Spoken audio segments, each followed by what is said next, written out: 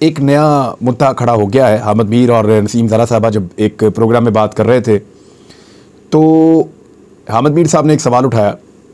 अब क्योंकि इसमें बहुत सारी चीज़ें मुझे पहले पता थीं, मैंने गुज़िश्ता साल अक्टूबर में, गालिबन सितंबर अक्टूबर में मैंने एक प्रोग्राम किया था 2021 में, यानी 2022 गुज़िश्ता साल तो 2022 था, 2021 में मैंने एक प्रोग्राम किया था। उसके कॉन्सिक्वेंसेस मुझे भुगतने पड़े थे क्योंकि मुझे कुछ चीज़ों का पता चला था और मैंने पाकिस्तान की एस्टेब्लिशमेंट कहकर मुखातिब किया था।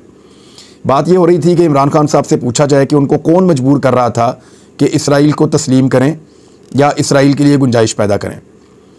और दूसरा, नसीम ज़ारा साहब ने कहा कि इंडिया को लेकर भी जनरल बाजवा किसी और तरह सोचते थे और इसराइल को लेकर भी नॉर्मलाइजेशन वो चाहते थे।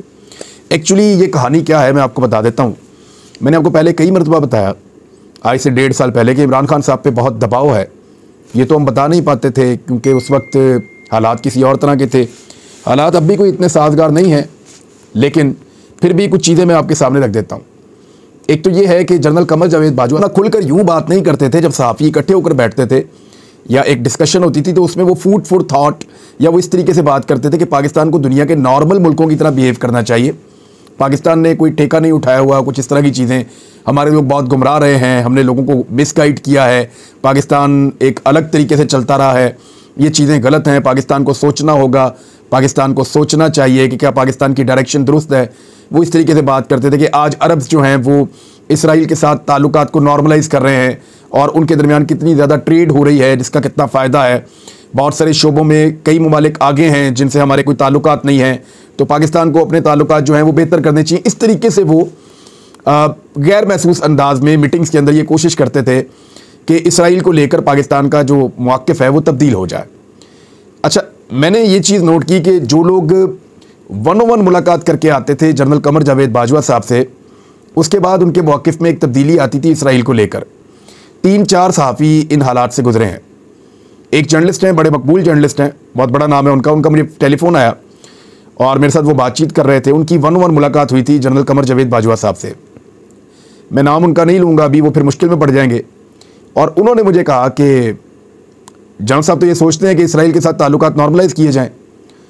तो मैंने कहा सोचने से क्या फ़र्क पड़ता है, पाकिस्तानी तो इसमें नहीं मानेंगे। कायद-ए-आज़म मोहम्मद अली जिन्ना का एक मौक़िफ़ था और हर पाकिस्तानी का एक मौक़िफ़ है, और जब तक कि फ़लस्तीनियों को उनका हक़ नहीं मिलता हम अपने मौक़िफ़ पे कायम रहेंगे।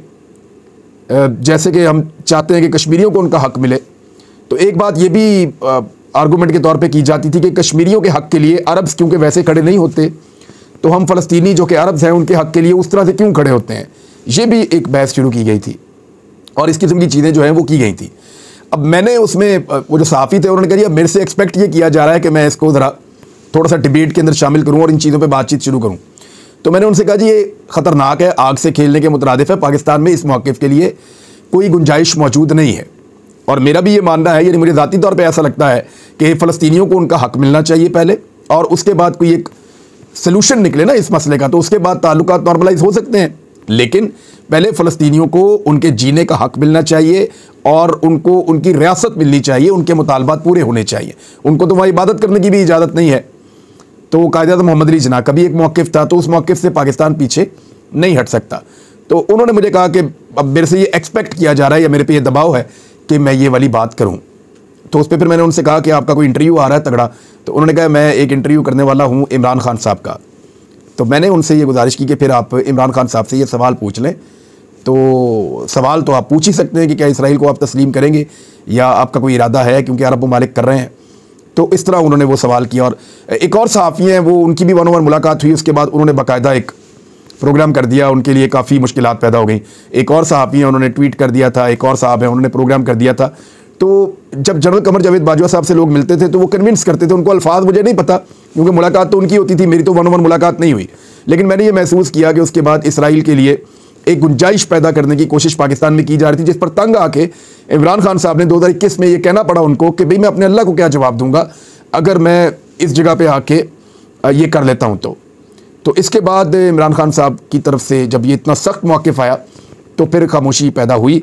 लेकिन इसके बावजूद जब मुलाकातें होती थीं सहाफ़ियों की जनरल कमर जावेद बाजवा साहब से, तो वो अरबों की मिसाल ज़रूर देते थे कि अरब सबके साथ ताल्लुकात बना रहे हैं, वो इसराइल को भी तस्लीम कर रहे हैं, तो हम पीछे रह गए हैं। तो इस किस्म की वो बात करते थे। उसके बाद जो इंडिया के साथ ताल्लुकात का मामला है, जनरल कमर जावेद बाजवा साहब इंडिया के साथ एक सुलह करना चाहते थे, एक दोस्ती करना चाहते थे, और वो इंडिया के साथ ताल्लुकात को बहुत अच्छा रखना चाहते थे, और ये लड़ाई वाले जो मामला था इनको ख़त्म करना चाहते थे। ये हर पाकिस्तानी की ख्वाहिश है, ये होना चाहिए। लेकिन जनरल कमर जावेद बाजवा साहब ये कहते थे कि कश्मीर को आप फिलहाल भूल जाएं, साइड पर रख दें, क्योंकि अगर आप कश्मीर को सामने रख के बात करेंगे इंडिया के साथ और मुज़ाकरात करेंगे और आगे बढ़ेंगे तो फिर हम आगे ही नहीं बढ़ पाएंगे।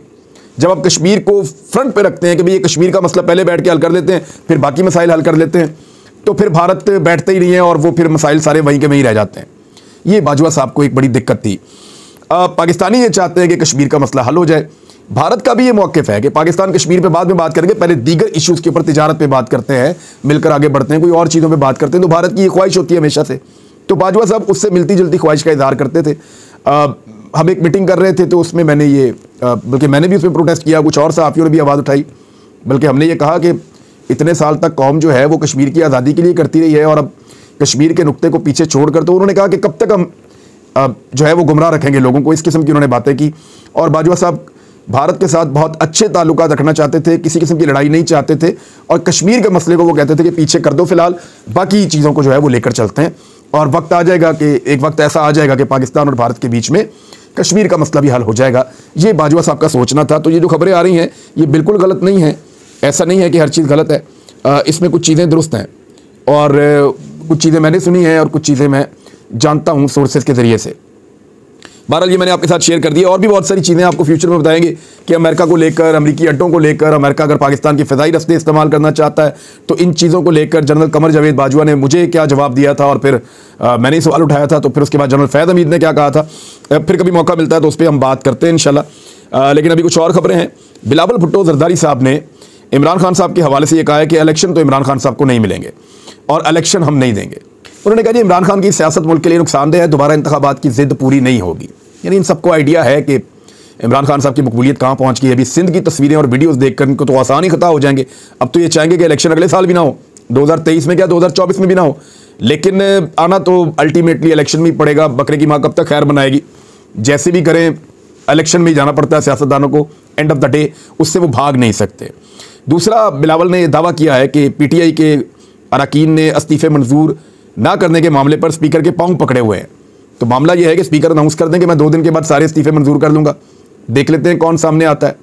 एक ही रुकन असेंबली है जो अदालत में गया और जाकर वहाँ से उसने कहा जी कि मैं तो इस्तीफ़ा मेरा नहीं है, और फिर उसको बहाल कर दिया गया और वो जाकर मुनहरिफ अरकान के अंदर शामिल हो गया। बाकी तो कोई भी नहीं आया सामने। और अगर बिलावल को ये लगता है तो स्पीकर उनकी बात ना माने, स्पीकर अपने पाँव छुड़ा लें और ये कह दें कि 2 दिन के अंदर मैं इस्तीफ़े दे रहा हूँ, वरना वो तमाम लोग मेरे पास आ जाएँ जो नहीं चाहते कि उनके इस्तीफ़े मंजूर किए जाए। 2 दिन के अंदर मैं इस्तीफ़े मंजूर कर रहा हूँ। तो ये भी बिलावल साहब ने सिर्फ बड़क मारी है और एक पॉलिटिकल गिमिक है उनका। लेकिन एक चीज़ उन्होंने बड़ी अजीब कही। उन्होंने कहा खैबर पख्तूनख्वा में तालिबान को पैसा दिया जा रहा है।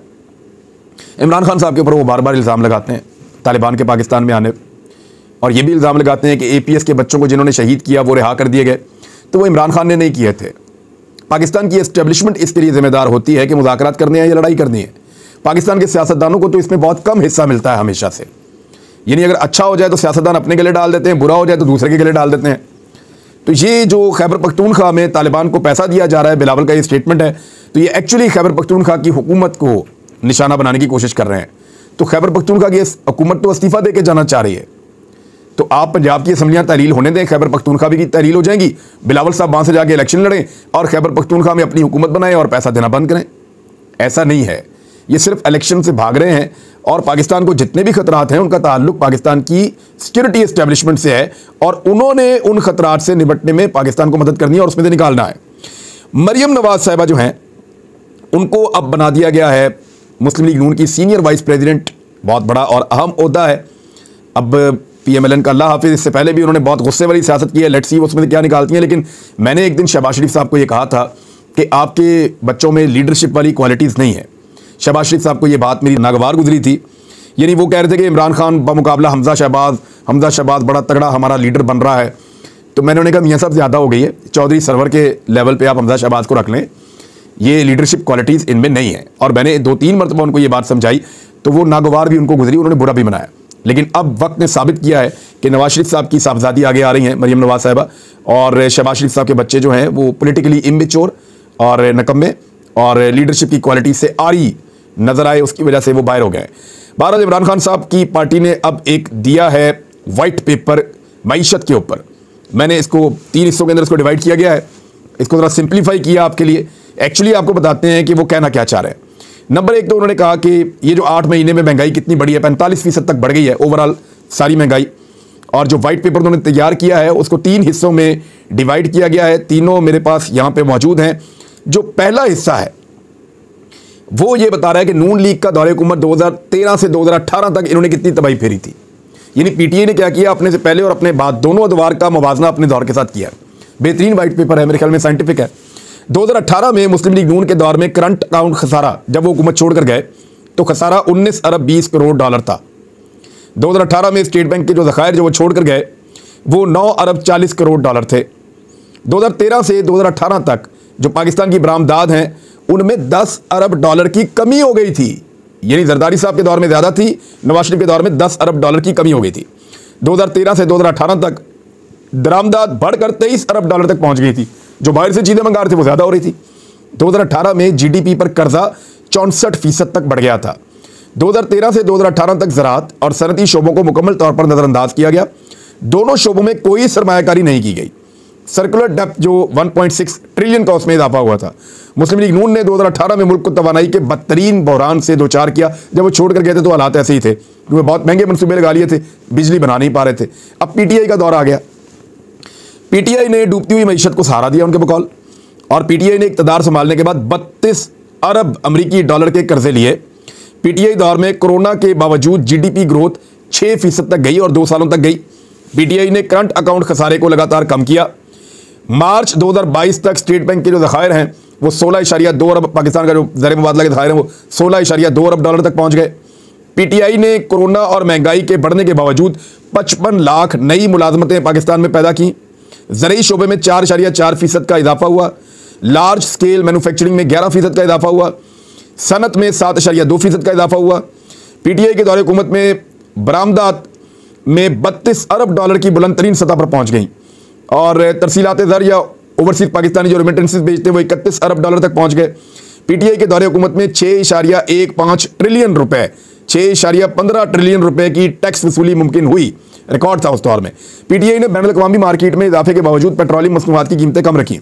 इंतहाई महंगाई के दौर में भी पीटीआई ने अवाम को रिलीफ पैकेजेस की पेशकश की। आईटी के शोबे में पीटीआई ने तकरीबन 47% जो है वो इजाफा किया था। इसके अलावा पीटीआई के दौरे हुकूमत में करंट अकाउंट खसारे में हर महीने 2 अरब डॉलर की कमी वाक़ई होती रही। अब आ रहे हैं पीडीएम का दौरे हुकूमत। पीटीआई का दौर खत्म हुआ, पीडीएम का दौरे हुकूमत आ गया। महंगाई की शरह जो है वो नई बुलंदियों पर पहुंच गई। मार्च 2022 के बाद आटा, घी, पेट्रोलियम मसनूआत और घरेलू इस्तेमाल की अशिया की कीमतों में 100 से 200% तक इजाफा हुआ। मार्च के बाद से लेकर अब तक 8 माह में स्टेट बैंक के ज़खायर 5.81 अरब डॉलर तक गिर गए, यानी वो 11 अरब डॉलर बीच में गायब हो गया। पीडीएम के दौर में 15 लाख टेक्सटाइल मुलाजमीन नौकरियों से फारिग हो गए। 8 माह में डिफॉल्ट होने का खतरा 5% से बढ़कर 90% तक हो गया। 8 माह में बरामदात और तरसीलात ज़र में 2 अरब डॉलर बहाना की कमी वाक़ई हुई। ओपन और इंटरबैंक मार्केट में डॉलर ने रिकॉर्ड बुलंदियों को छुआ है पाकिस्तान डेमोक्रेटिक मूवमेंट या पीडीएम के दौरे हुकूमत में, और डॉलर जो 179 पे था वो 240 तक भी गया, फिर 224 पे है। लेकिन इसकी एक्चुअल प्राइस जो है ओपन मार्केट के अंदर वो 255 से 260 के बीच में इस वक्त घूम रही है। पाकिस्तान की क्रेडिट रेटिंग बहुत सारी जगहों से जो आती थी वो अब नेगेटिव हो गई है, उसको मनफी कर दिया पीडीएम के दौरे हुकूमत ने। तो ये पाकिस्तान के साथ तबाही की है इन्होंने। वाइट पेपर पाकिस्तान तहरीक इंसाफ ने जारी किया है। तो नाज़रीन, अब तक के लिए इतना ही। अपना ख्याल रखिएगा, अपने इस चैनल का भी। अल्लाह हाफ़िज़।